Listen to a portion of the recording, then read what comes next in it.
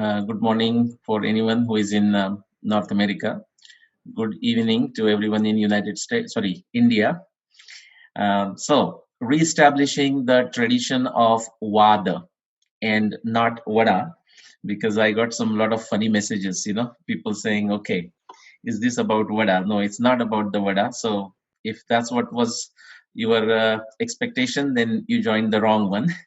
Vada in the sense of a discussion, Vada in the sense of Nyaya. All right, and why it is a crucial element for the success of Indic Renaissance. So let's begin. All right, so we will use this model of why, how, and what. So why we should care about the method of Vada, method of discussion, a method of Nyaya. Uh, how do we learn about this? I mean, what is involved in knowing about this method?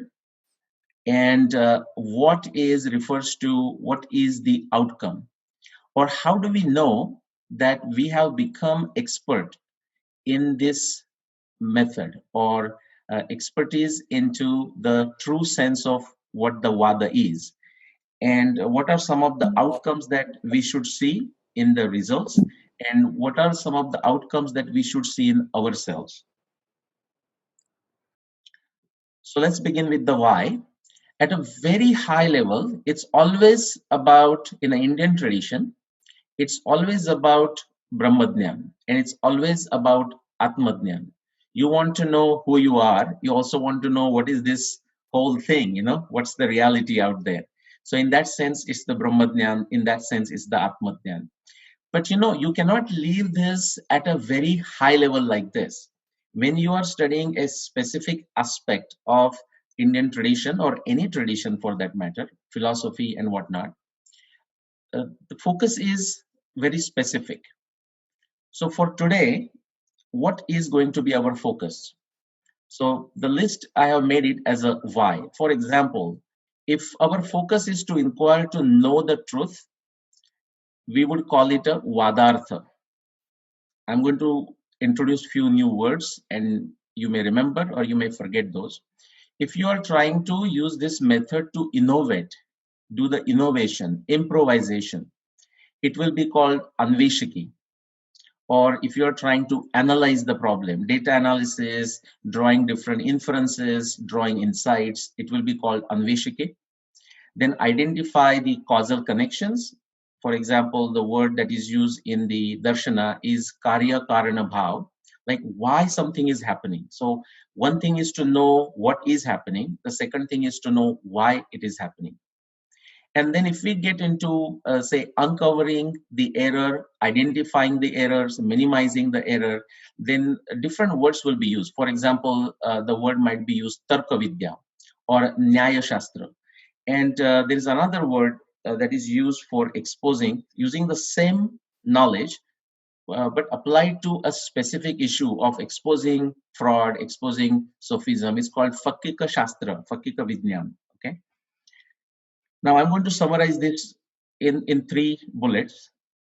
So the Nyaya Shastra, or Vadartha or Vada, is about to know the truth, to eliminate the error, and to expose the fraud. Our Shastras are very explicit as to what is the objective of a specific tool. So these are the three summary points. Let's look at how we are going to do it. In Nyaya Shastra, like Muni sage Gautam Muni, he's been credited with the writing of this book, Nyaya Darshan. And in this book, he talks about 16 elements or 16 categories. The word he used is Padartha, Pada Artha.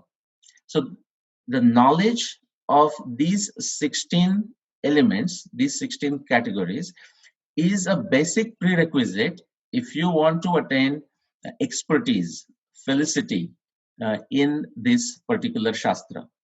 And we are going to explore some of the elements from these 16 categories. Now, in terms of what should be the outcome, okay, let's look at it in few different ways. First is, if we are truly applying the Nyaya Shastra, Tarka Vidya. I'll just settle on, say something like a Nyaya for this discussion, okay, or Nyaya Darshan. If we apply this, we should able to identify the best in class claim, the best answer that we have for every single critical problem, critical issue, critical information that we ought to know. This could be about our tradition, by our, I don't mean just India, but we are going to limit the focus to India, more in the sense of Shreyan Swadharmo Viguna, but it applies to the whole world. So identification of a best in class claim for any problem, for any situation, for any subject that we would like to know the answer for. The second aspect is we should able to see the identification of errors. And if we are successful in identifying the errors, then naturally it will lead to reduction and elimination of errors. If we know that it's an error, then we make effort to reduce it. The third one is identification of fraudulent claims. And here I want to make a statement. I want everyone to listen carefully. For example, and again, I'll use examples from my research just to illustrate the point. So take the dating of Mahabharat war, dating of Ramayana, dating of Bhagavad Puran, dating of Vishnu Puran, dating of Sushruta, dating of Surya Siddhanta. It doesn't matter, but that seems to be my focus for some reason. And so I'm going to use the example. So let's say the dating of Mahabharat war or anything. What will happen is if there are multiple answers to the same problem, especially say dating, for example, we can make these two statements and they are correct, or these two together are correct. One is either all the claims are wrong or one of them is right. Now you'll find many Indologists don't even understand this simple statement and they confuse the hell out of it.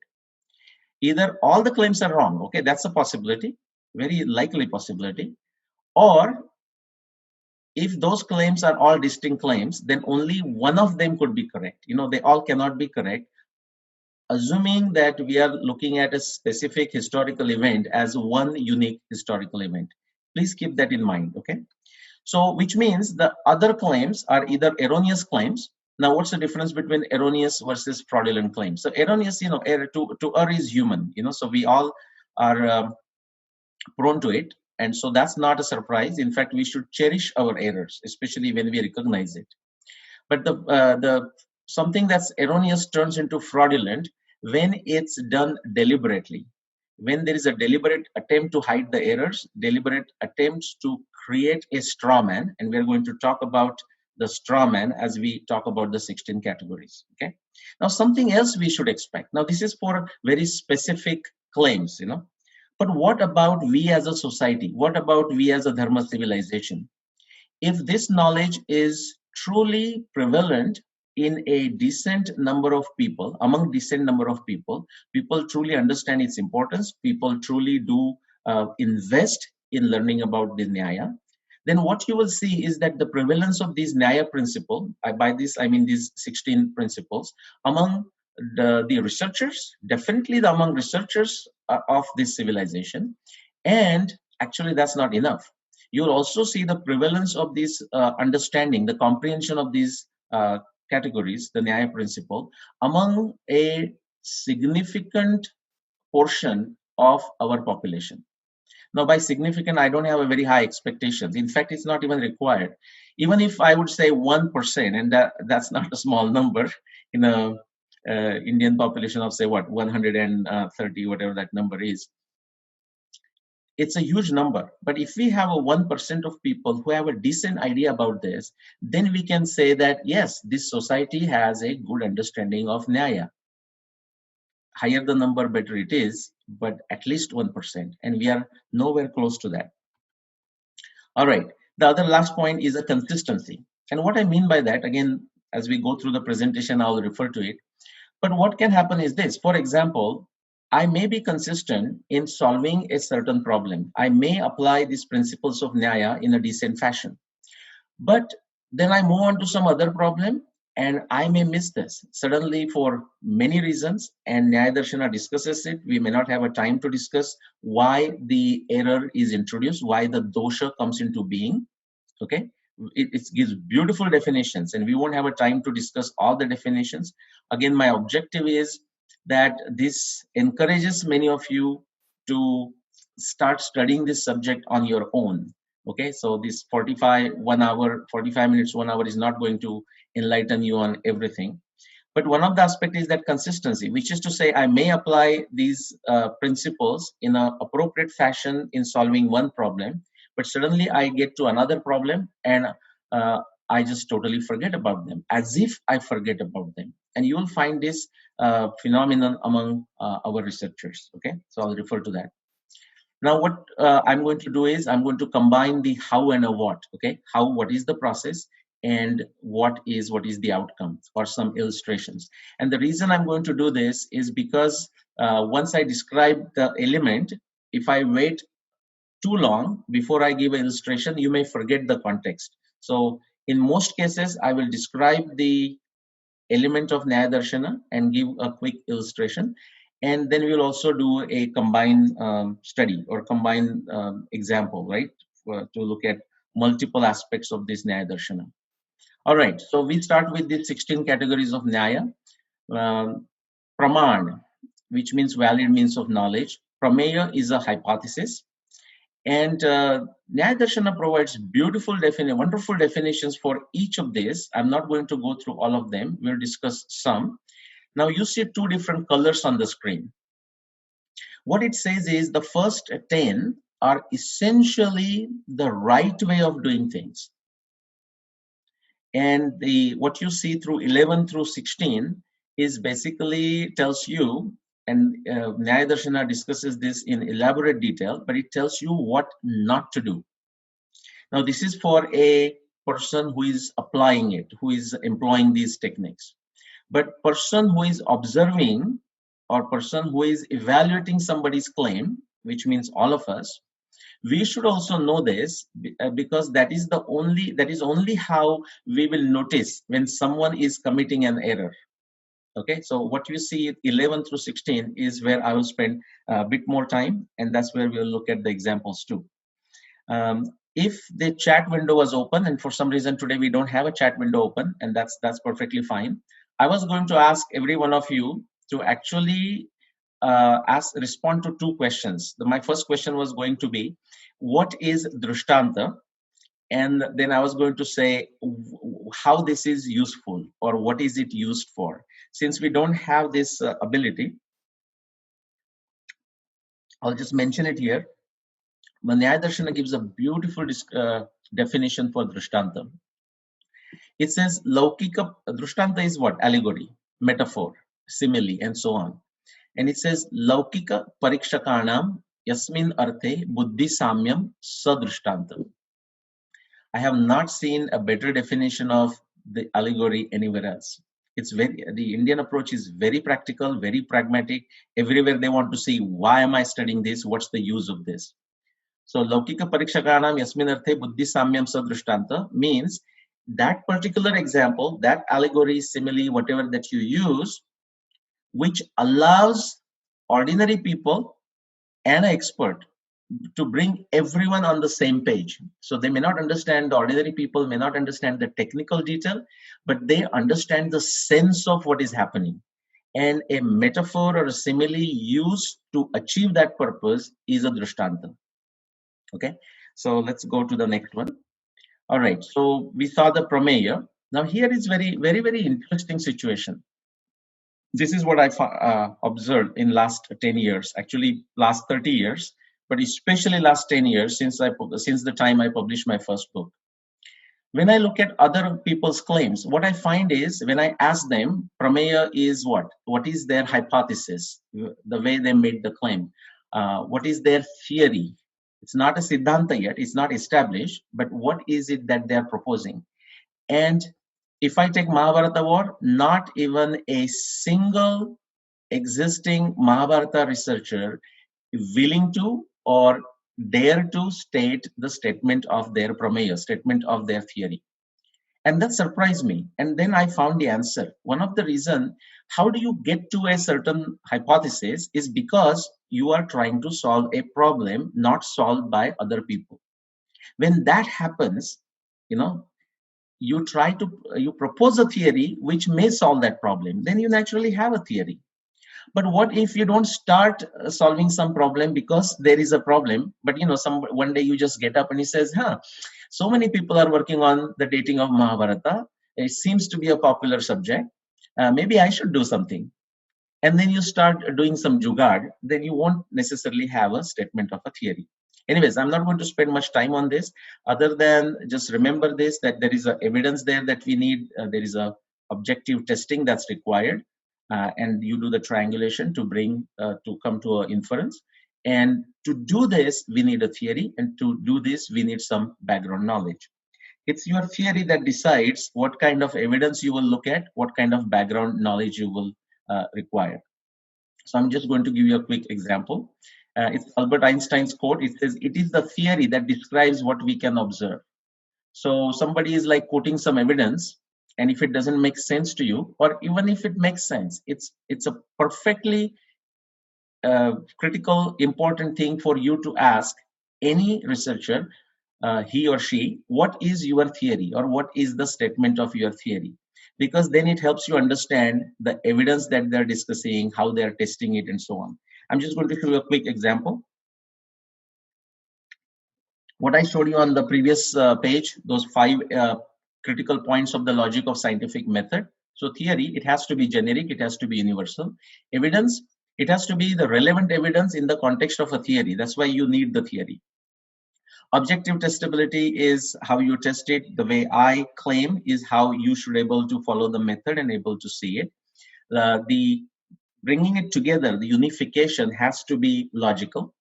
And then one should able to state what are the background assumptions, why he or she made those assumptions, and what's the basis of those assumptions. Some of the assumptions may be supported, some of the assumptions could be guesses, fine, but one has to state it. Now against this, I am going to show my theory, for Mahabharata. I don't know if you can see it hiding. Hopefully it's not hiding for you. For me, it's hiding with a small screen here. So my theory for Mahabharata is all astronomy observations of Mahabharata text are factual observations of Mahabharata times. Now, based on this, I could extract anything that has to do anything with astronomy in Mahabharata, that becomes my evidence. And that's how I have 300 plus. And then I went through the objective testing and on and on. And my background assumptions, very important to know. All I need to assume for my theory is the astronomy. By astronomy, I mean modern astronomy, Indian astronomy, for the names and rules and identification of the stars, formulas, and so on, and the Mahabharata text. That's it. Now, against this, I want to show you a comparison. Notice that there are more than 100 plus different claims. I'm just taking one claim that's very was a hot this last week. Just look at the set of assumptions, in this case, Vedvir Aryaji, but that's true for other researchers. They have to make astronomy, Mahabharat text, then omens, Vedanga Jyotisha pull somewhere, Saptarshi calendar assumption is required somewhere, Kali Yuga, even circular reasoning. For example, not just him, there are many, there are 60 plus researchers. Before even they do any research, they begin with the assumption that Mahabharat war happened around 3000 BCE. And now they find it around 3000 BCE. Okay, not a surprise. Tradition, when something fails, they will pull the assumption from a tradition, epigraphic records, careless assumptions, extravaganza, I call it. But I just want to say that it's not unique to him. If you take any other researcher, you will find essentially the last column is unaltered. Okay, some things will change, but essentially it will remain the same. All right, now quickly, because I mentioned the theory, I want to just give you a flavor of what the theory is, because if you talk to these researchers, they will say, what do you mean by that? Here is my theory. And when they show you the theory, see if it looks anything like this. Actually, theory has to be very simple, very generic, and it can be done. In astronomy, if you go back 2000 years, the Ptolemy's theory was simply the Earth was stationary in the center of the universe, and everyone, including sun, planets, and stars, revolved around it. When we hear this, we understand what the theory is. Now, we are not talking about whether a right theory or a wrong theory. We are simply saying, what is the statement of your theory? Okay. Now, precisely because the statement of Ptolemy's theory was so clean and crisp and clear, it was possible to make an improvement over it. Okay, so when Copernicus, after 1500 years, I'm just telling you quickly the story of Western cosmology. Copernicus came up with the theory the sun was stationary in the center of the universe and the earth and other planets revolved around it. Now it's both statements are very clean, crisp, clear. We can do the comparison of their consequences to decide which one is a better theory, the best of the two in this case. Okay, if you look at Kepler's theory, he said, well, Copernicus is right, but not quite. The sun is around the center, okay, but actually at the focal point of the elliptical orbit of planets, and planets revolve around it. Okay, so elliptical is the keyword there. I'm going to tell you Maxwell's theory. Now, this is, see, just look at the statement of Maxwell's theory, just one line.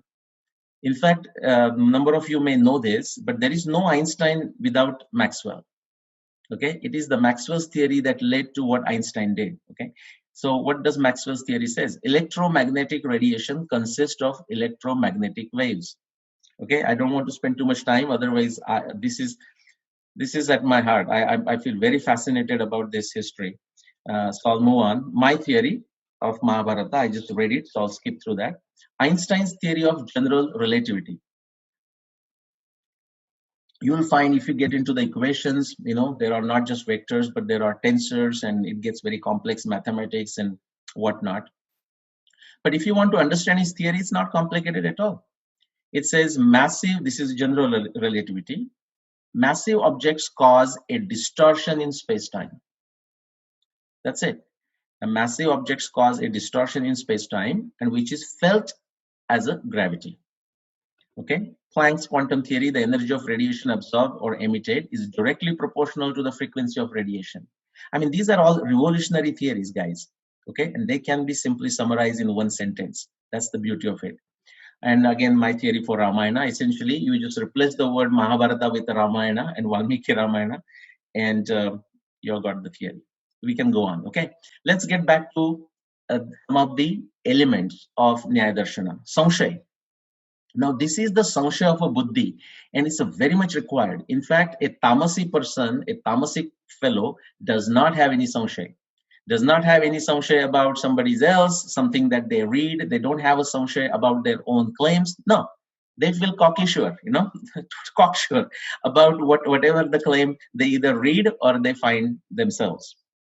Now, Samshaya, this is a Samshaya of a Buddhi that we are talking, not the Samshaya of a mind, not the Samshaya that is been stated in the Bhagavad Gita. For example, Krishna says Samshayatma Vinashyati. That is the Samshaya of a mind. Okay, here we're talking Samshaya of a Buddhi is much required.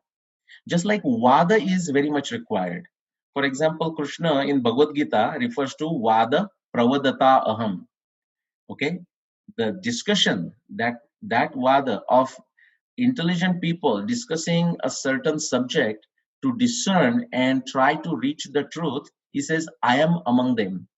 I am in that Vada, in a Vibhuti Yoga, Vada Pravadata Aham. But over time, people lost this art in our civilization.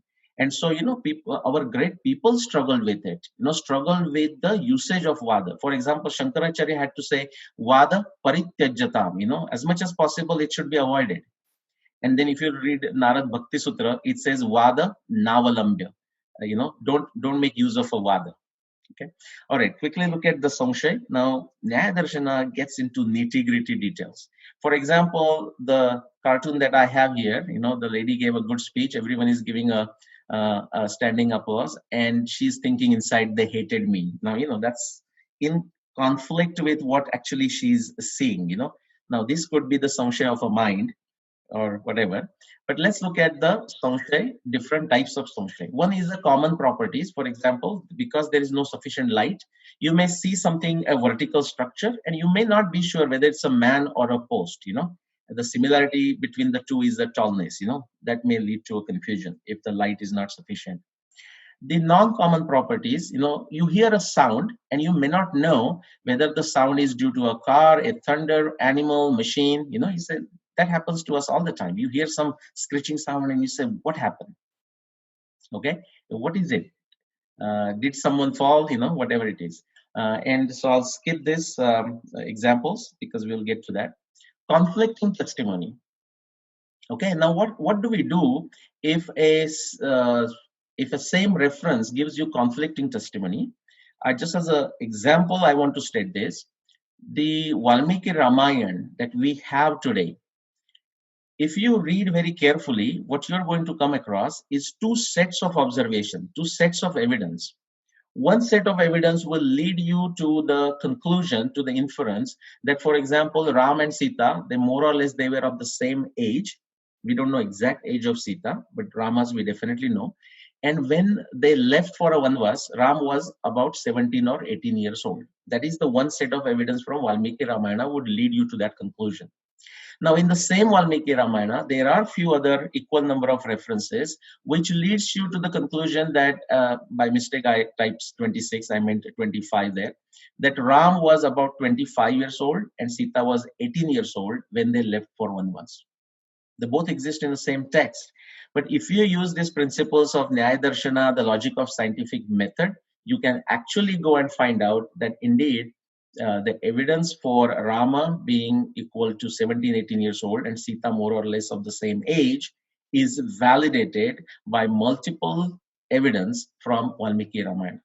Okay, so you may have a samshay, and that is a good thing here, because that's why we decided to go back, look at additional evidence, and it led us to some certain conclusion. Irregularity of perception, water versus mirage. In both cases, we feel like there is a water. In one case, there is actually water. In other case, there is not. There could be another one, irregularity of non-perception.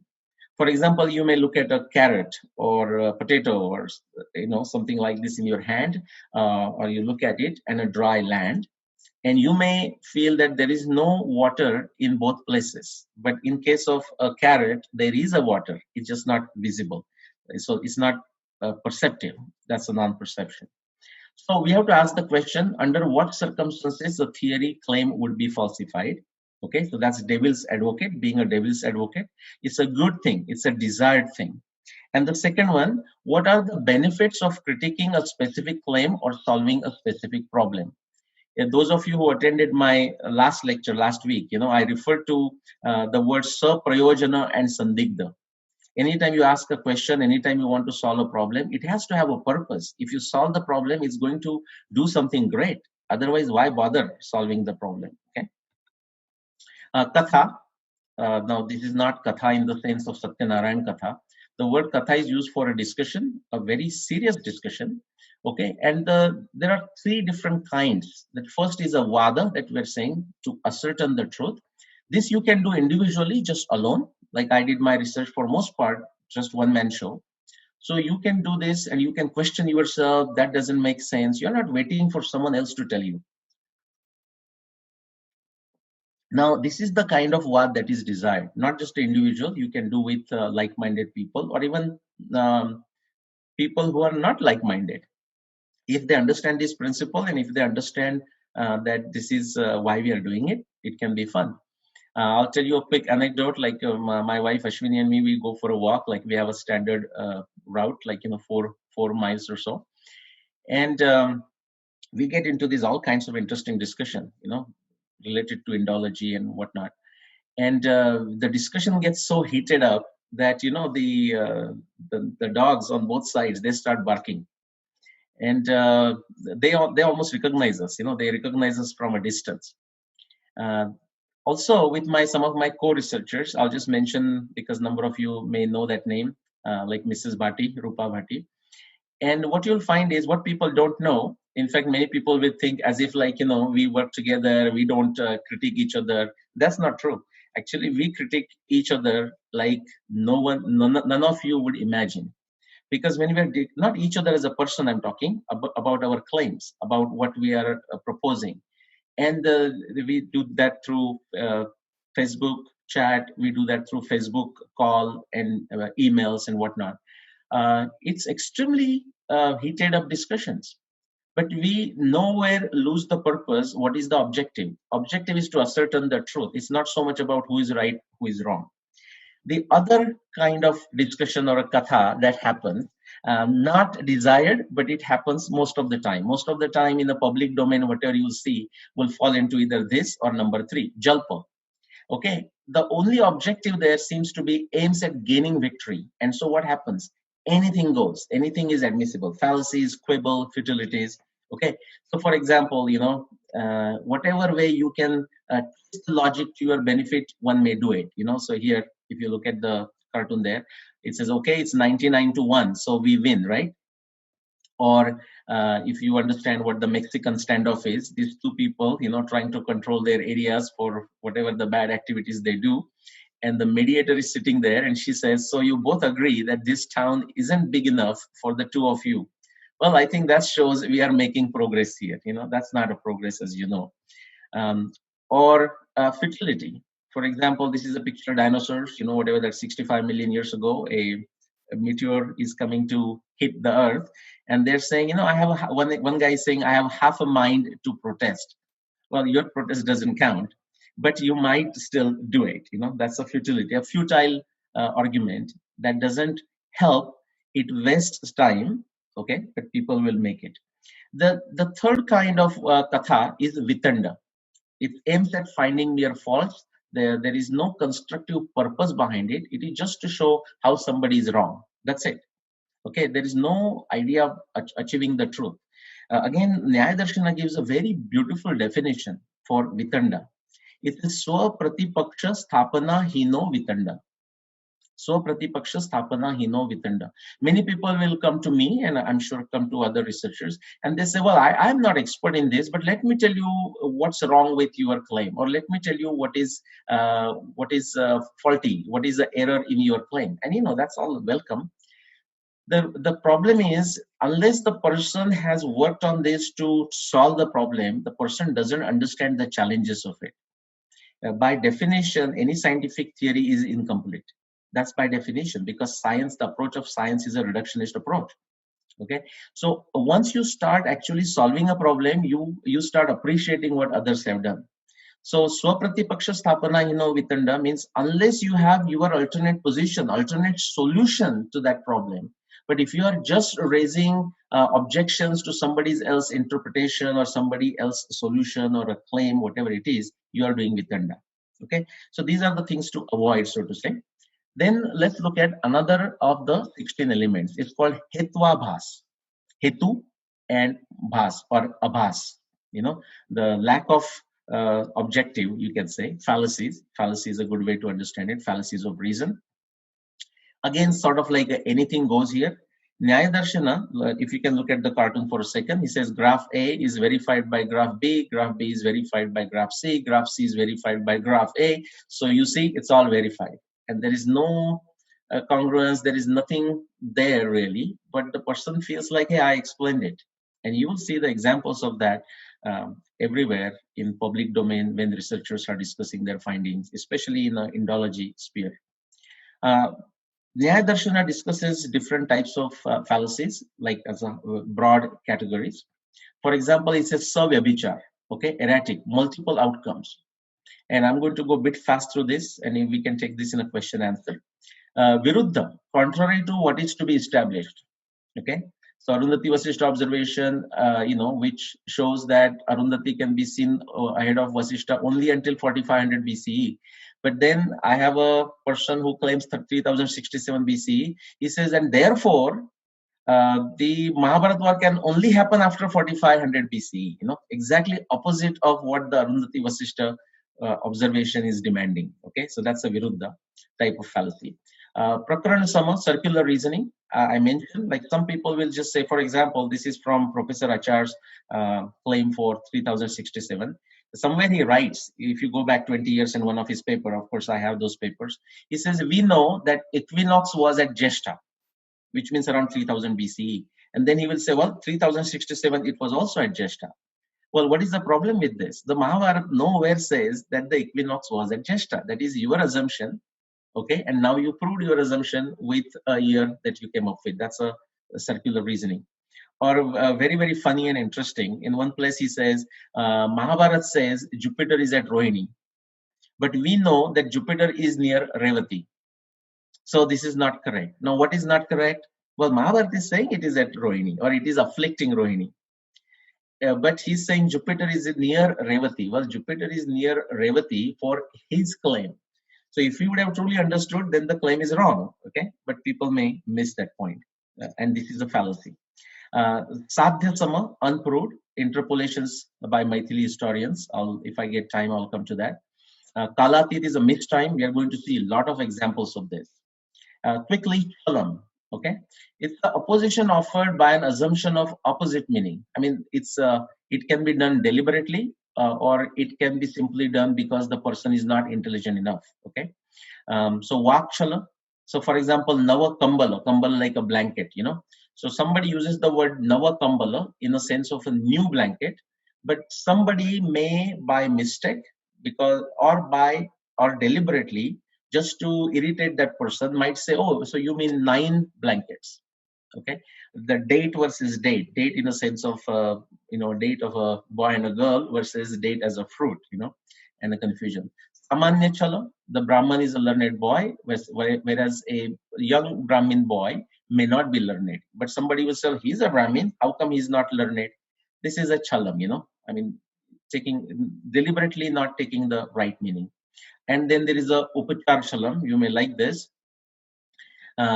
Actually, I had a friend, and I don't know if he was being sarcastic or really dumb, but when he read that don't drink and drive, taking it too literally. So one time I was the driver, designated driver, let's say, nothing to do with drinking, but I had just like the tea here, I had water, and this happened many years ago, more than 20 years ago.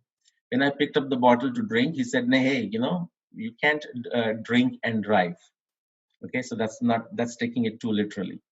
Last one before we get into examples. Jati. Now here the jati is used in the sense of futility. The meaning is futilities. Again, every Sanskrit word has many different meanings. In this case, it's this particular meaning, a fallacious or a frivolous argument. I'm not going to go through that. There are 24 examples are given in Nyaya Darshana of these frivolous arguments. I want to show you a couple of examples.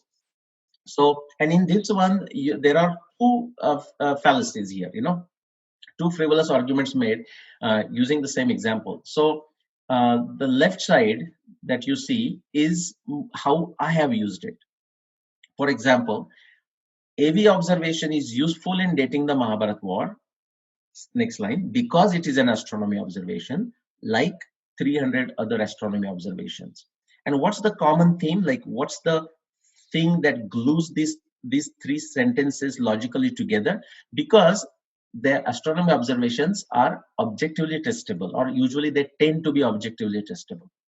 Against this, someone takes an objection, and actually there is a whole list of Mahabharata researchers who are stuck into this, which is they will say AV is not a useful evidence in dating the Mahabharata war because it is nimitta, and like cows giving birth to jackals, because similar examples are given in Mahabharata text when the nimittas are discussed. Now, what is that one single thing that glues those three together is the nature of weirdness or absurd descriptions, like cows giving birth to jackals. Okay, so just remember this, and then we'll get somewhere with it.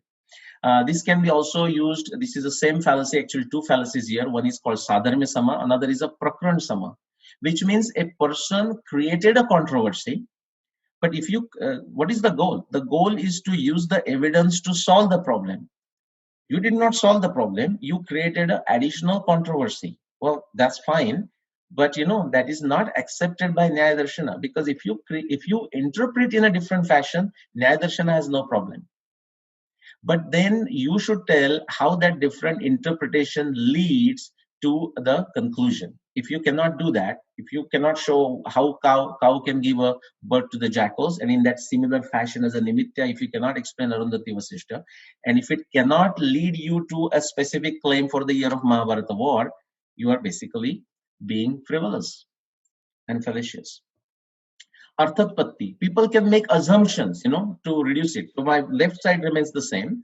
The right side, this one is made by many, but very recently by Vedvir Aryaji. where he says AV is presumed to be not useful in dating MBH war. He doesn't use the word presumed, but that's what he means, okay? Because it is presumed to be the observation before the war. And I'm not going to go into the details here. We won't have time. Like fall of Abhijit, Shravana Nakshatra, and he doesn't say that. I'm just deliberately giving you some examples.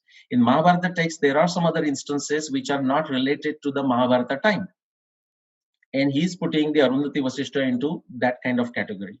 What is the problem with this? Because first thing, it's a false presumption. There is no evidence for it, and there is a problem of consistency and so on. All right. Now we are going to go through the last one, Nigrahasthan. This is not a new thing. In fact, we talked about quickly the Jalpa, Vitanda, Hetva, Bhasa, Chala, and Jati. Okay, these are the 5 things that we should avoid. Now, the usage of that can be made during this discussion.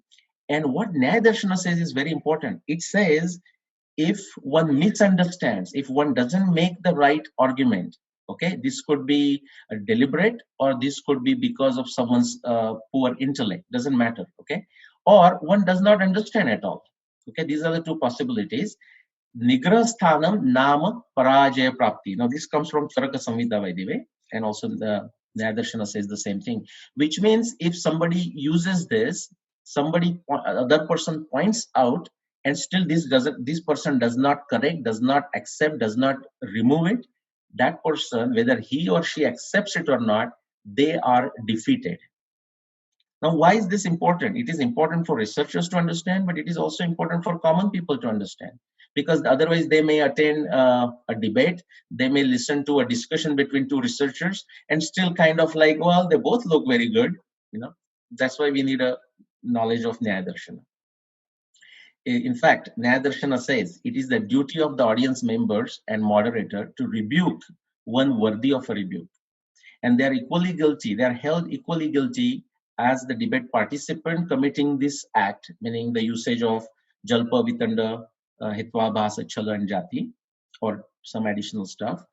If they, meaning audience members, or moderator or facilitator, if they overlook the censurable, so people should able to point out, oops, sorry, hold on, that's not acceptable, that's a wrong argument, and so on.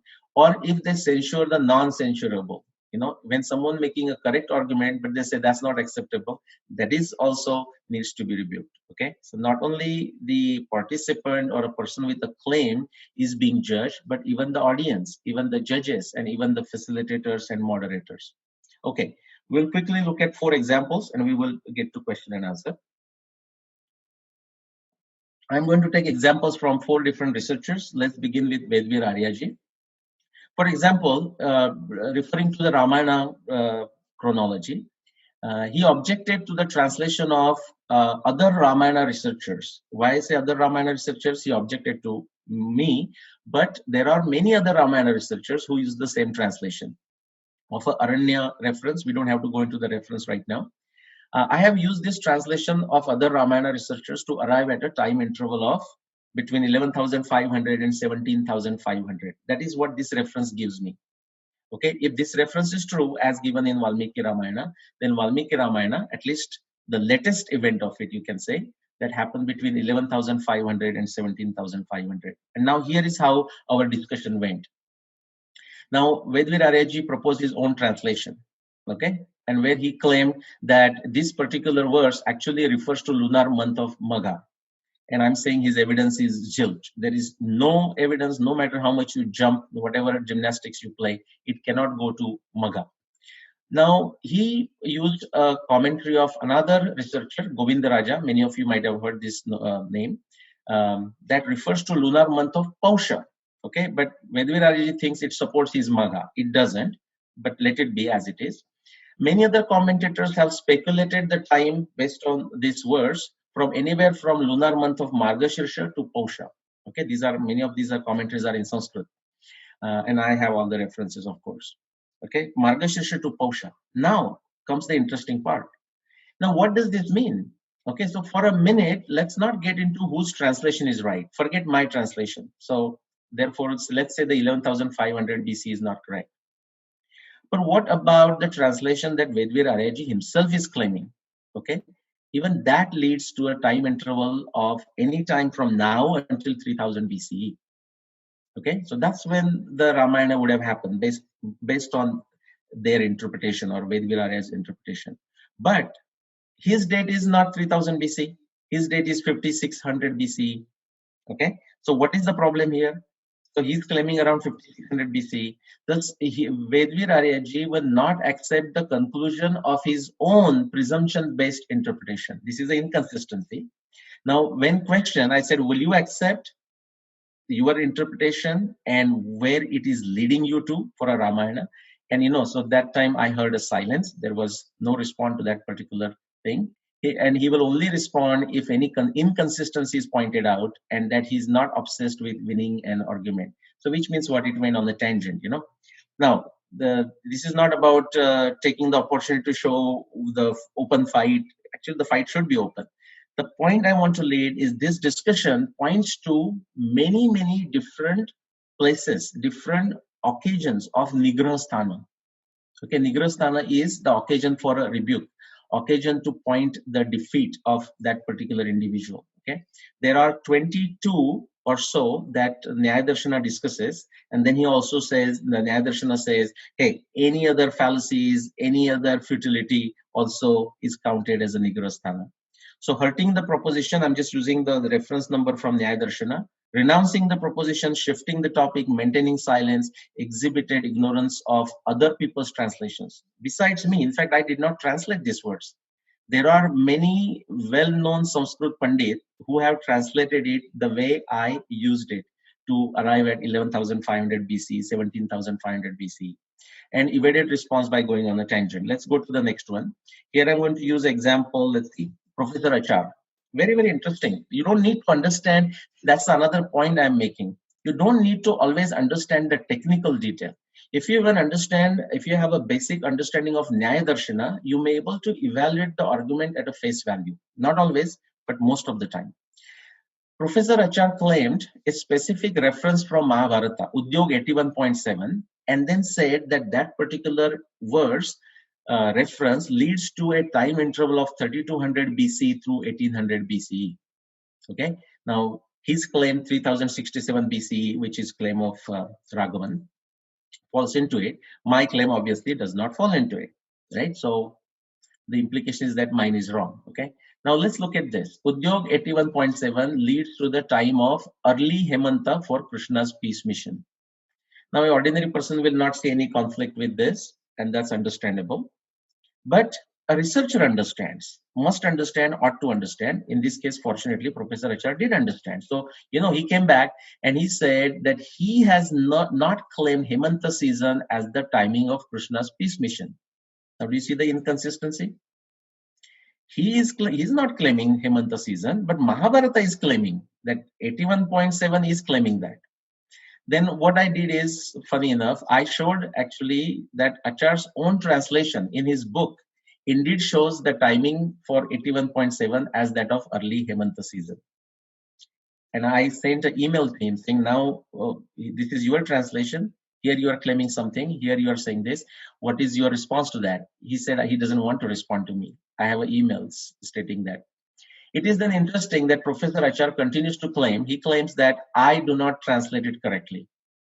Well, my point is, I did not translate. I simply took the translation of other translators, Mahabharata translators like Gita Press, Satavadekar, and there are many others, Krishna Mohan Ganguly, and so on. That leads to numerous occasions for rebuke. I'll not go through that. You can actually find what are the different errors made here, what are the fallacies, what are the futilities, and you can name those using the Adarshana. Let's go to quickly 3.1. This you will enjoy, and hopefully Sangam talk, that debate comes out soon. This is Dr. Manish Pandit, and this is actually happened. So when the debate does come out, you will see this. You will see this in that video. So Manish Pandit, he wanted to claim that Adhika Masa is required to explain any claim of the Mahabharata war. I don't have to agree or disagree with him. I'll make it simple. And he said that the Adhika Masa exists for 3067 BCE. That is his claim. It does not exist for 5561 BCE. That is my claim. Therefore, 5561 BC is false and 3067 is correct. First thing, that's a wrong interpretation, but let's not go there. Okay. So I asked him, this is right during the debate. I asked him, what method of Adhik Mas was prevalent in Mahabharata times? And what method did you use to calculate the above? Meaning to show that there is Adhik Mas in 3067, there is no Adhik Mas in 5561 BC. Now watch the fun. Dr. Manish Pandit responded. He said, Shunashepa method of Adhik Mas. So I asked him, what is the Shunashepa method? How does it work? What is the evidence for its usage during Mahabharata times? You want to take a guess? His response was, I don't know, meaning he did not know. Then I said, who proposed this Shunashepa method? He said he doesn't know. Okay. Now that's how you have to start. If you learn Nyaya Darshana, you will know what to anticipate. If you know what to anticipate, you can be prepared. I was prepared, fortunately. Then I went on to explain what is Shunashepa method, who proposed it. So I said it was a conjecture of late Sri P.V. Hole, a great astronomer. He did it based on some references of Rigveda, nothing to do with Mahabharata. There is no evidence for its usage during the Mahabharata times. But I said, assuming suppose it was used in the Mahabharata times, as he claimed, as Professor H.R. claimed, Dr. Manish Pandit claimed, if we apply that for 5561 BC, 3067 BC, it can be shown that there was no Adhik Mas for 3067 BC. There was Adhik Mas for 5561 BC. I did present the evidence. In addition, the Shunashepa method sheds some light on another intricate thing. I'm not going to go into it, related to Bhishma Nirvana, that can be explained for 5561 BC. Of course, it cannot be explained for 3067. Not going to go through the details, but this particular behavior there or interaction leads to many different nigrasthana, opportunities for a rebuke. Okay, and if the person doesn't accept them, or even if he accepts, doesn't accept, doesn't matter. Basically, the person is to be rebuked, person can be removed from the debate, the person can be declared as defeated. Okay, so you can actually, I mean, this presentation, I'll find a way to make it available. You can have a book of Nyaya Darshana. I'm just looking for my copy here. You can have that book in one hand. You can refer to these numbers and see if it makes sense. Quickly, the last one. This is with Shrikant Talagiriji. And, again, I thought this would be a good one. This is about the consistency. For example, I'm very impressed with his work on Rigveda analysis, especially the relative chronology. I talk about his work in a positive light more than anyone else, including himself, about the relative chronology. So related to the Mahabharata, though, this is the conversation that took place through, I published it on a blog. It took place through another public forum. It also took place through emails between him and me. I mean, we are good friends. So Shrikant Talagiriji goes, AV observation is a nimitta, and Nilesh O does not explain its nimitta aspect. Now, many other researchers are claiming the same thing. Let's understand from a Nyaya Darshana perspective what is erroneous about this argument. So I said my theory is the theory of astronomy observations of the Mahabharata text. I read the statement. The observations occur either as part of narration, as nimitta, as analogies and poetic embellishments. That is true, but it's about astronomy. I have tested them objectively, and hence my theory is scientific. This means Mahabharata war happened sometime between that epoch of Arundhati, and with additional evidence, I have shown that it's 5561 BCE. Shrikant Talagiriji comes back and he says, if it was a nimitta, omen, then why is AV considered nimitta in 5561 BCE, 5000 years after Arundhati went ahead of Vasishtha? My response, nimitta is your theory and what you are obsessed with. What is your theory for your idea of nimitta? Now listen to his response. He says, I think meaning he thinks it was all in the mind of Vyasa. Okay, nothing to be seen outside. It was in the mind of Vyasa. Then I said, how do you objectively test this theory of yours? There was no response, total silence. But he goes on back to me and says, how do you explain nimitta aspect of Arundhati observation? I said, since it is not part of my theory, I do not have an obligation to explain it. On the other hand, Just like that 16.12 Vedavir Aryaji's reference. Whatever way he interprets, is he willing to accept the conclusion of it? And he was not. I asked Srikanji the same thing. I said, on the other hand, if I do explain it for you, even the nimitta aspect, will you accept the resulting outcome of it? There was no response. Anyways, I went on to explain it. I said, I'll not go into the details. In the entire known history of humanity, what is a nimitta? The way he was explaining is suddenly it just comes and sees it, something surprising. It was not there before. And I said, you can apply that to Arundhati Vasishtha observation. The entire known history of humanity, not just India, Arundhati was always behind. Only a very short period of time, if you consider lakhs of years, millions of years, only a short period of 6,500 years, it went ahead of Vasishtha between that time interval. So it can qualify as a nimitta. Okay, which means what? In order for that to qualify as a nimitta, India has to have a deep antiquity or a deep tradition of astronomy observations. Will you accept that? Because many of our Indic researchers are also stuck into 6000 BC, 8000 BC, and afterwards. Okay, they don't see anything happening before that. By the way, again, his response was a silence, and that leads to silence. Is, by the way, one of the reason for a rebuke. Okay, if somebody gives a response and you chose not to respond, okay, that can be held against you. All right, quickly, I'm almost done. Take 30 seconds and read this quote.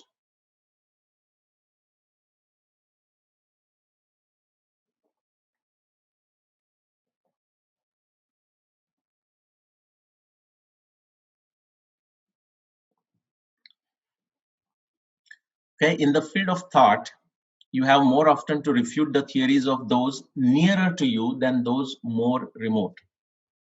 As example, Shankaracharya did not refute the atheist so much as he refuted Sankhyavad, which is closer to his theory. That is because what is close to us differs from us only in some small detail. Thus, there is a greater probability of being misled. So the closest ideas have to be formulated and defended first, critique first. Later, it does become quite clear as to where the real point of difference is. This is quote by Acharya Vinoba Bhave, by the way. Not this Sankhyavada is not to be confused with the Vada that we are discussing. The Sankhyavada also called Parinamvada, and Shankara's philosophy is called Vivartavad. Let's not go there. There, the word Vad is used in the sense of a what you can say, a theory, a certain position. Okay, nothing to do with the way we are using Vada in the sense of a discussion. So something very, very close is what we supposed to actually critique. Okay. Now, did I do that? For example, when I came up with 5561 BCE, I was not the first one. Late Dr. P.V. Vartak had actually come to that 5561 BCE from a very different process. I would encourage you to read his book Swayambhu or Sui Generis, translated in English. It's an amazing book, great book. I encourage all of you to read it. What you will find is, if you read my books and even blog, but especially books, you will find if there is one specific claim that I have critiqued the most and critique in excruciating details, it is the claim of Dr. P.V. Vartak. And what is his claim? That Mahabharata war happened in 5561 BCE. I mean, we both are agreeing. In fact, I took his 18-day timeline, tried to falsify it, and I couldn't falsify in spite of 300 plus evidence. And so I accepted it. But I have harshly critiqued his method. And you have to read my book again. Those of you who have read it may want to go back to, I forgot, chapter number 10, the theory of P.V. Vartak. And same thing for Ramayana, by the way. Go back and reread those things to see in how much excruciating details I go to critique his theory. In comparison, I have not critiqued work of other people. In fact, the very reason I could critique Dr. Vartak's work, because it is worthy of critiquing it. It is possible to critique it. That is unfortunately not the case with work of many others. But we are left way, there is no choice, so one has to do it. Against this, I want you to compare the claims that are made for most part 3000 BC plus minus 1000. Okay, and just to include few other claims on the periphery, I also said plus minus 2000, and I can stand by this. But truly, it's through 3000 BC plus minus 1000 years, and there are many 60 plus folks. Okay, but some of the names that you may know, I just have some short forms. The first one, I didn't enter name of Murugendra Vinodji, because he started with 3,762, then he went 2559, then went to 400, 1400. So I'm not sure exactly where he is today on the timing of Mahabharata. But Vedvir Aryaji is claiming 3163 BCE. ML Raja, essentially repeating, as I see it, a claim of P.V. Hole, 3143 BCE. Saroj Balaji started 3138, then went to 3140 BCE. Kota Venkatachalamji, he had come up with 3102 BC plus 36, 3138. And so his family members are promoting that date. Jayashree Saranathanji, she has come up with 3136 BCE. Achar, Professor Achar, Dr. Pandit, Sri D.K. Hariji, they are, clinging to the old claim of Professor Srinivas Raghavan for 3067 BCE. Arun, if I'm saying correct, Ashok Bhatnagarji, I think, he came up with 1793, and Jijit Nadumuri Ravi decided to give up 3067 and cling to that particular claim and so on. My point is, let's ignore that Ashok Bhatnagarji's claim because it's like 1700. But all other claims that I just discussed and the one I did not discuss, 60 of them are within 3000 BC plus minus 100 years plus minus 200 years. What is interesting that you will find is you won't find these people fighting against each other. Okay, so 3163 BCE, 3136 BCE, 3138 BCE, 3143 BCE, 3067 BCE, on and on, 3126 BCE. Why would these people not come together and decide which of the candidate among them is the best candidate, and then have that candidate, that particular claim, fight with 5561 BCE? You will not see they doing it. In fact, they feel very comfortable calling the other party as a independent witness, when we were trying to organize this debate. Very, very funny thing. But that's why I wanted to quote this. Something that is very close to you, you should critique it first, because if you can do that, then it will refine your theory. And then, something that's distinctly different, the differences should be very obvious. Okay, so this is a food for thought, almost like a political organization, in spite of their differences, in spite of their internal contradiction, in spite of the contradiction between the claims, they find it comfortable to come together to fight against 5561 BCE, and I welcome it. But therefore, I do the drishtanta, like this, my picture, this is my last slide, is that, in spite of the enormous differences, totally unresolvable differences among themselves, they can find a way to come together to fight against that one candidate, 5561 BCE. And you have these years here. So time for questions and comments.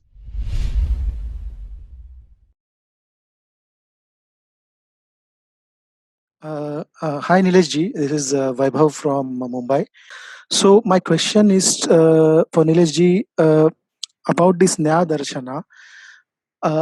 You have given have described the guidelines of the argument or debate. Is there any solution or any advice for us when we are involved in debate, or when we are involved in situation like this where we have to counter a certain argument and we know they are not part of this 16 odd thing? Will you advise us to prepare ourselves to take that jump and start challenging people on those right points? As you said with your 4 examples, you actually had anticipated and prepared the right thing to ask and counter them when they were debating with you. So do you have some sort of thumb rule or advice or something to go through will make us will prepare us for this sort of things? Okay, great question, YG. So the I mean, that's why at the beginning we said how to do it. The answer is to prepare ourselves by studying, like if you can see it, and this is just one book, but this is the Nyaya Sutras of Gautama, very old, published 100 years ago. But it doesn't matter which book. I mean, there are many translations. So you have to prepare. You have to start, at least read the book. I mean, that's what it is. You don't have to just read the Nyaya Darshana. Even if you go online and talk about, like, just type in Google like fallacies, or different types of fallacies, you will get a long laundry list, and people have given different names, so there is no one specific number of these fallacies. So you make yourself familiar with it, almost like, you have to, just like any subject matter knowledge, you have to build it. And when we are having this discussion, although it is good, like as a demonstration I showed you which nigra sthanas were affected in that argument and so on. I don't do that, or usually we don't do that when we are discussing these things, right? I was showing you as a demonstration. But it's actually good idea to, after you do the discussion, to show, hey, this is wrong, and because of this rule number this, or giving a comparison to a certain fallacy. So if you go to Google and just type types of fallacies, I mean, you're going to find like a 30, 40 formal fallacies, informal fallacies, which are in some form covered in Nyaya Darshana or vice versa. So it doesn't have to be just a Nyaya Darshana, but as a reference point, I would say Nyaya Darshana is a good starting point. Google is a good starting point. There are many free classes on logical reasoning on Google or online. And I would encourage you, especially whatever is free, but also if you have to pay for it, absolutely go ahead, as long as it's reasonable, pay for it and make yourself expert. Also, before you go out, Vaibhavji, and start like, okay, hey, now let's have a wrestling match. What is important is that you do it, like Tukaram says, "Apulachi vada apanasi." Just so you have to practice that, which means like become a devil's advocate. Like I was telling you, me and my wife, we go for a walk, or with Rupa Bhattiji, when we discuss, essentially we go through that. We will say what could be the objection that the other party would raise. And this is not about defeat and win, but this is going after the truth. So when, say, Mrs. Bhatti suggests something to me, I said, no, that doesn't make sense. Okay, then what happens to this? So actually, we have gone through it. What I'm saying is we have to prepare in such a way that, frankly, when actually the debate happens, whether in social media or if it's a live debate, any question coming from the other side is not surprise to you. One example I gave is between Dr. Manish Pandit and myself, and he's saying the Shunashepa method.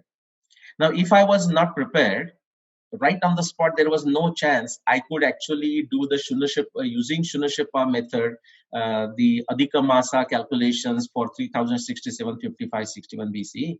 I just knew, yeah, that's what he will go for. So I was prepared. So there is a lot of preparation that goes in. And again, glad you asked that question, which is sometimes not understood or not appreciated by us. How much preparation, how much effort, how much tapasya goes into whether it's like a 1 hour presentation like this or actual debate. Go ahead. Sir, मी मराठीत प्रश्न विचारू इच्छितोय. तुम्ही इंग्रजीत उत्तर दिलं तरी चालेल. I will translate in English. Okay, go ahead. Okay, हा. तुम्ही सुरुवातीला सांगितलं की 130 करोडचा लोकसंख्या असलेल्या भारतातल्या 1% लोकांना जरी न्याय हा विषय अवगत झाला तरी सफिशियंट आहे, म्हणजे भरपूर हे आहे, असं तुम्ही एक स्टेटमेंट केलं होतं. Hello. Yes, I am listening.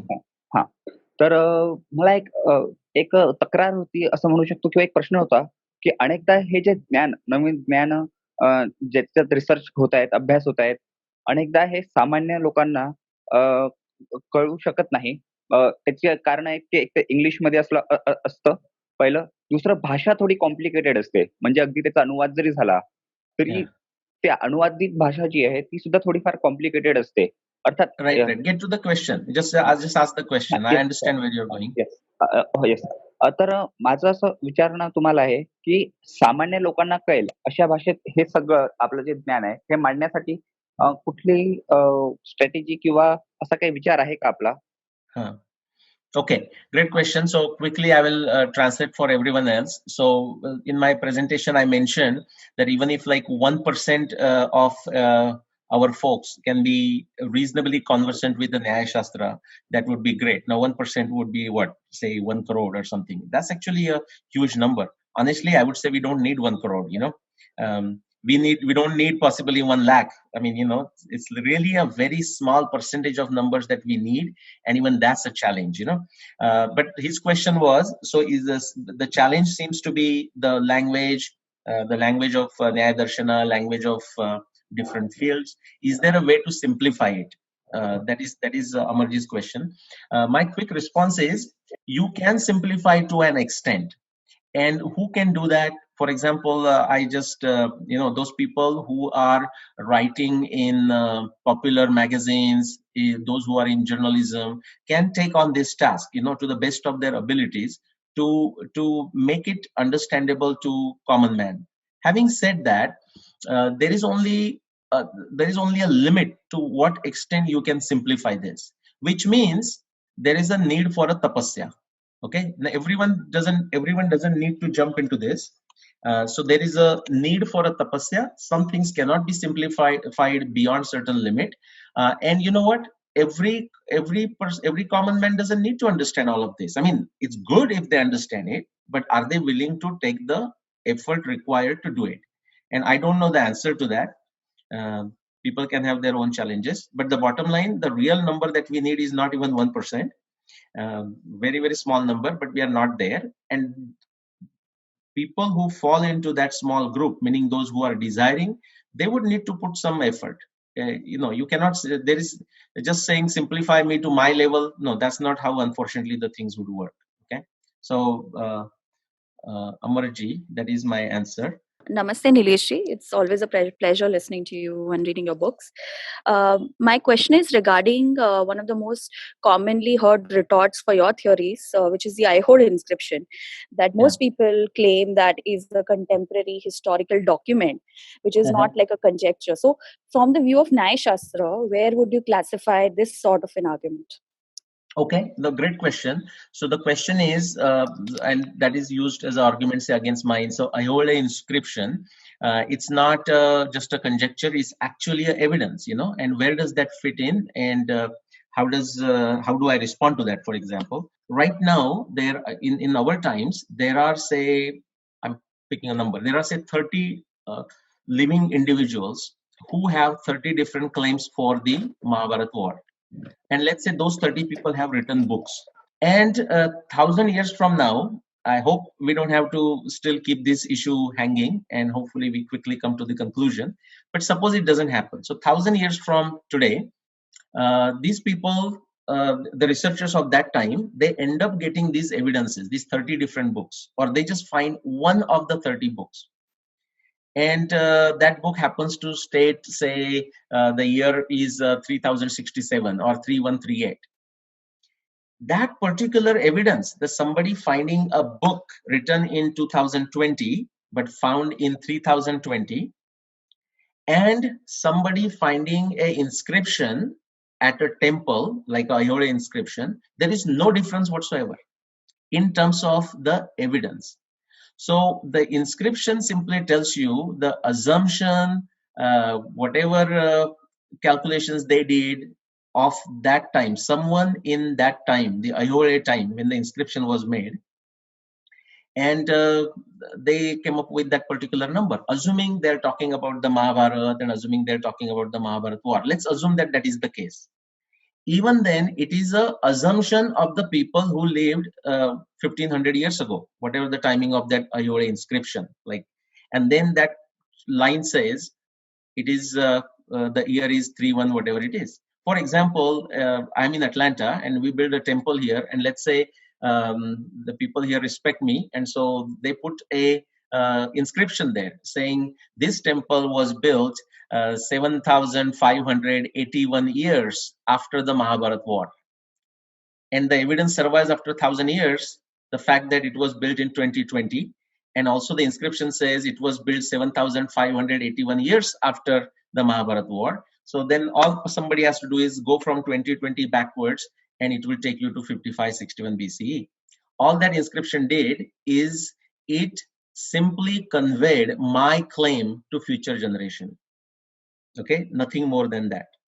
So still that claim needs to be verified against the evidence of Mahabharata text, and that is where the Ayodhya inscription fails. So that's my response, Gurpreet ji.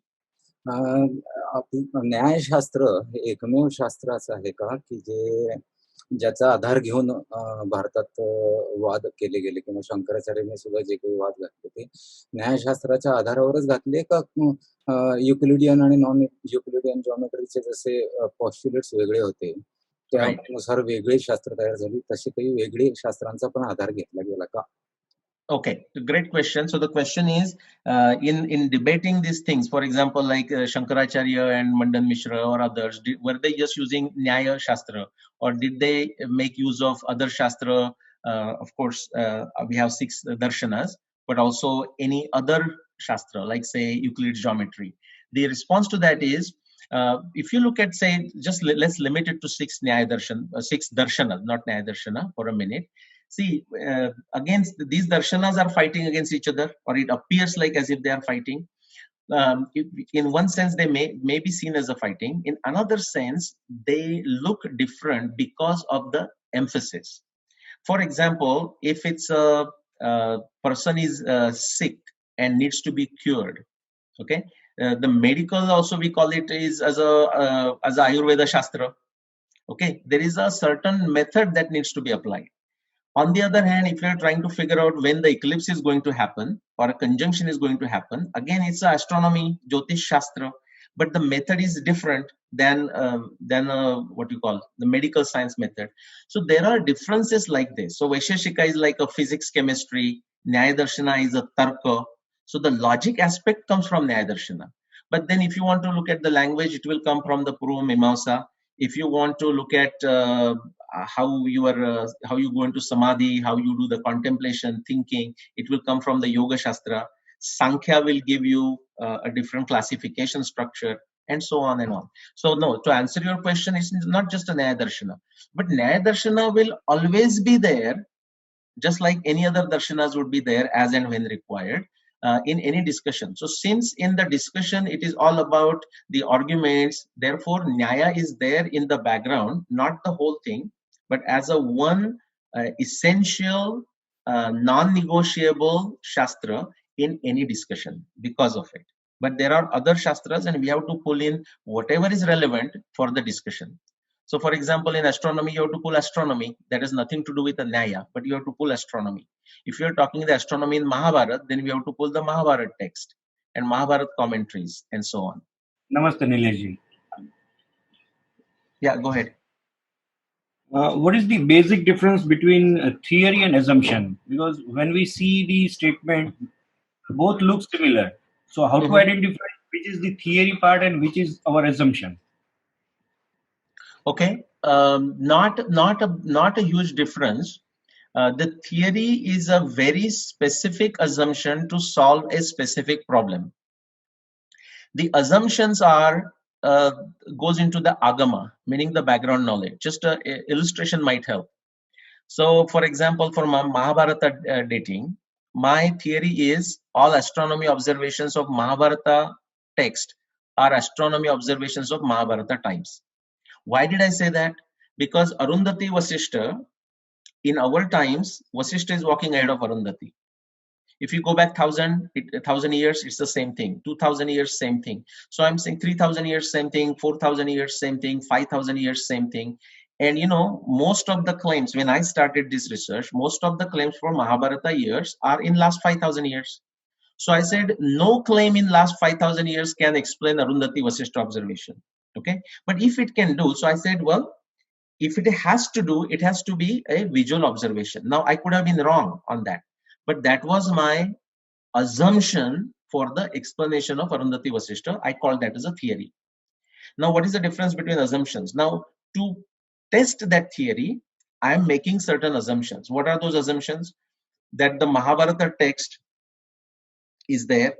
The Arundhati that is said there is the Arundhati that we are identifying from the Saptarshi. The Vasishtha is the same one. The rules, because I was using mathematical calculations, simulations, astronomy simulations. So I am assuming that the astronomy simulations I can trust. I can trust to know the answer. So Mahabharata text references are descriptions of Mahabharata times is also assumption, but is my theory to solve the Arundhati Vasishtha problem. Me looking at Arundhati of Mahabharata is the same as Arundhati we know today, and Arundhati's identification is equal to Alcor, or Vasishtha's identification equal to Mizar, and that I can trust the modern astronomy simulations are my assumptions, whereas the first one is a theory. Okay, so they look similar, they are similar. It is in the context that the difference comes. I'm Harshad Kore from Tokyo, Japan. Thank you for your session today. So I have two questions. My first question is somewhat related to Vinay Datej's question. So you had this session on Nyaya Darshan. So are you planning to take this further and organize such sessions on other darshanas, like maybe Vedanta can be there and other darshanas? Okay, no, great question. See, I mean, again, all of us are student, none of us is an expert per se. See, I'll answer the other, and you have another question you said, or that is it, done? Arshad? Sorry. Okay, he might be muted again. Okay, that's fine. So I'll just answer that. So do I have a intention to go through other darshanas? No, actually, I do not have an intention to go through other darshanas. If required in the context of my research, I mean, I have studied them. Again, not every darshana in exhaustive detail. But I'll tell you, specifically where I have focused a lot, again, it's not by any design, it's because the kind of research I am doing. I have focused on Vaisheshika. I have focused on the Nyaya the most, I might say, and that may not be correct, but I have focused on Vaisheshika, I have focused on Nyaya Darshana, I have focused on Yoga Darshana, like Patanjali Yoga Sutra, and I have focused on Sankhya Darshan, like Kapila's Sankhya. But actually, I have looked at some other literature in a Sankhya. For example, Sankhya Karika, and commentaries on Sankhya Karika. I have found them to be more useful. So out of the 6, I have focused more on the 4. And just to answer that question, I have no intention of giving a lecture on the other 3, unless something, there is a good reason for it. Okay. Let's see. Thank you for your answer.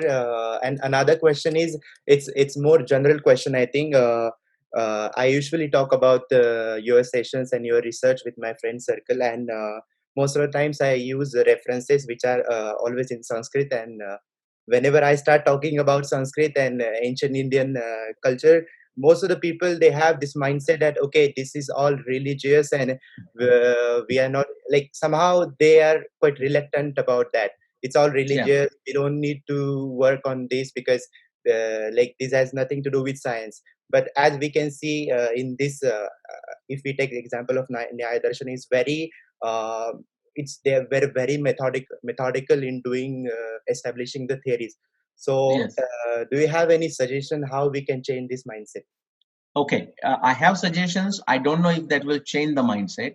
My suggestion is, see, again, people may sometimes use this as an excuse to justify their laziness. If that's not the case, you may encourage them, and you may actually do it yourself, including everyone who is on the call. You may consider picking up books and they're even online, like in a PDF, you can get a copy. But you can buy a book, it's not that costly. Not professor, he was a professor, of course, but Sir Karl Popper, 2 books, he has many books. I mean, I have all his 20-30 plus books, but 2 books, one is The Logic of Scientific Discovery, and the second book is Conjectures and Refutations. I mean, to me, they are like a Bhagavad Gita to me, as far as the Nyaya is concerned, especially the modern science.